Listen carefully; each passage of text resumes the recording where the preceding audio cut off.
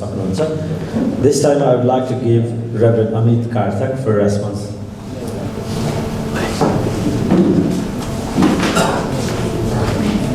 Respected pastors, leaders, fellow theologians, and also the responders, thank you for this opportunity.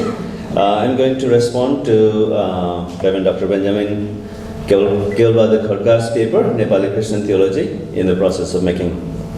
I have divided my response into 4 parts: importance, strength, weaknesses, and some conclusion. Number 1, importance. Contextual relevance is the first thing that I was thinking about when I was reading the paper.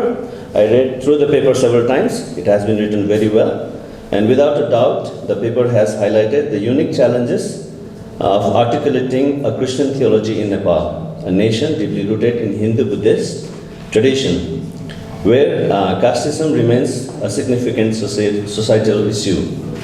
Emphasis on the contextualization ensures that theology addresses and lived realities of Nepali communities. Second thing was the focus on the social justice.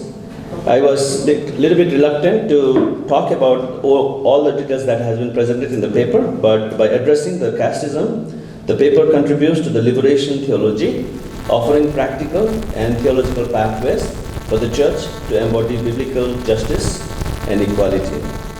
And third one was the educational implications.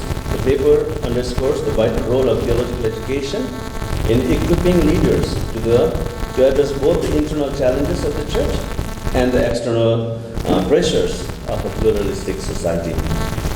The strength of the paper, there are 5 things that I wanted to highlight. First one, it has a comprehensive scope. The paper covers a broad range of topics, including casteism, contextual theology, inculturation, liberation theology, suffering, creation care, and theological education.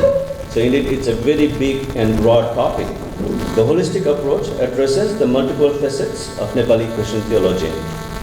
Practical insights by focusing on the real-life issues such as casteism, poverty, persecution. The paper offers a practical application for theology that resonate with the Nepali context. Third one, engagement with the global thought. The paper draws from a global theologians like Stephen Bevins, John Stott, Maltman, integrating their insights into the Nepali context. This demonstrates the balance between local relevance and global theological discourse. Fourth one, case studies and historical comparison. The inclusion of examples such as the Korean Church's case, like studies, challenges, enriches the discussion and provides practical lessons for the Nepali Christians. Fifth one, the critical reflection. The paper does not shy away from critiquing the internal contradiction within the Nepali churches, particularly concerning casteism. This self-reflective tone strengthens and its credibility.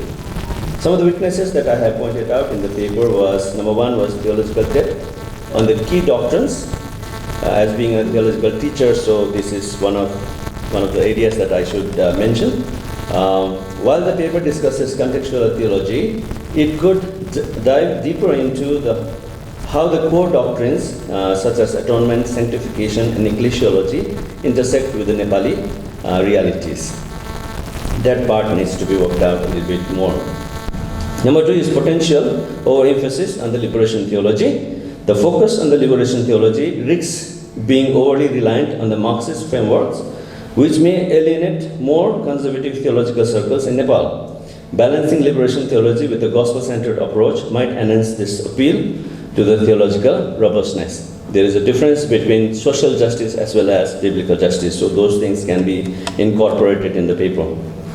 Number 3, limited engagement with the syncretism. While paper discusses inculturation, it could explore more deeply the challenges of syncretism, while the cultural practices may compromise core biblical truth.